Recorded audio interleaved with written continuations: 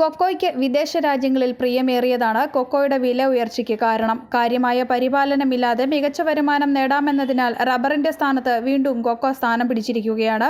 ദിവസവും വില വർദ്ധിച്ച് ഉണക്ക കൊക്കോ കുരുവിന്റെ വില 880 രൂപയായി. പച്ച കൊക്കോ 250 രൂപയ്ക്കാണ് സംഘങ്ങൾ എടുക്കുന്നത്. ആഗോള വിപണിയിൽ കൊക്കോയുടെ വിതരണം കുറഞ്ഞതാണ് വില കൂടാൻ കാരണം. 40 വർഷത്തിനിടയിലെ ഏറ്റവും താഴ്ന്ന നിലയിലാണ് കൊക്കോ വിതരണം. ഇത്തവണ ആഗോള കൊക്കോ ഉൽപാദനം 11% കുറയുമെന്നാണ് ഇന്റർനാഷണൽ കൊക്കോ ഓർഗനൈസേഷന്റെ കണക്കുകൂട്ടൽ. ഇതിനാൽ തന്നെ വില വീണ്ടും ഉയർന്നേക്കും. കോട്ടയം ജില്ലയിൽ കാഞ്ഞിരപ്പള്ളി, വാഴൂർ, ലാലം, ഈരാറ്റുപേട്ട, പാമ്പാടി ബ്ലോക്കുകളിലാണ് കൊക്കോ കൃഷി വ്യാപകമായിട്ടുള്ളത്.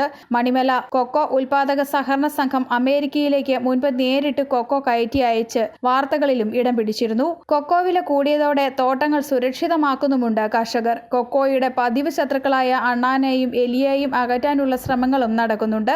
മുൻപ് വാനില വില കുതിച്ചു കയറിയപ്പോൾ തോട്ടങ്ങൾക്ക് വേലിയും കാവലുമൊക്കെ ഏർപ്പെടുത്തിയിരുന്നു. കൊക്കോ കൃഷി വ്യാപിപ്പിക്കാനുള്ള ശ്രമത്തിൽ ഇപ്പോൾ കർഷകർ. ഇന്നിപ്പം അതിനെ സംബന്ധിച്ച് പറയുകയാണെങ്കിൽ ഈ ഡിമാൻഡ് ഉള്ളതുകൊണ്ട് കൃഷിക്കാരെ സംബന്ധിച്ച് വളരെ വില കുറഞ്ഞ് കിടന്ന് ഏതാണ്ട് 8 മാസം മുമ്പ് ഒരു 40 രൂപ 50 രൂപ കിലോ പച്ചയ്ക്ക് കിലോയ്ക്ക് കൊടുത്തുകൊണ്ടിരുന്നത് കൊക്കോ ഇപ്പം 250-280 വരെ വാങ്ങിക്കാനാവുന്നുണ്ട്. എന്ന് വെച്ച് കഴിഞ്ഞാൽ ഉണക്ക കൊക്കോയുടെ വില 850 മുകളിൽ വന്നിട്ടുണ്ട് ഇപ്പോൾ. അപ്പം അതിൻ്റെ ഡിമാൻഡിൻ്റെ കൂടുതലോട് മാത്രം സംഭവിച്ചൊരു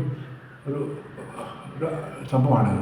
റബ്ബറിന് ഇടവിളയായി കൊക്കോ കൃഷി നടത്തുന്നവരാണ് ഭൂരിഭാഗവും. വിലവർധനയുടെ പശ്ചാത്തലത്തിൽ കൊക്കോ പൂർണ്ണ കൃഷിയാക്കി മാറ്റാനുള്ള ശ്രമങ്ങളും പല കർഷകരും നടത്തുന്നുണ്ട്. ഇതോടെ കൊക്കോ തൈകൾക്കും ആവശ്യക്കാർ ഏറെയാണ്. News bureau, Pala.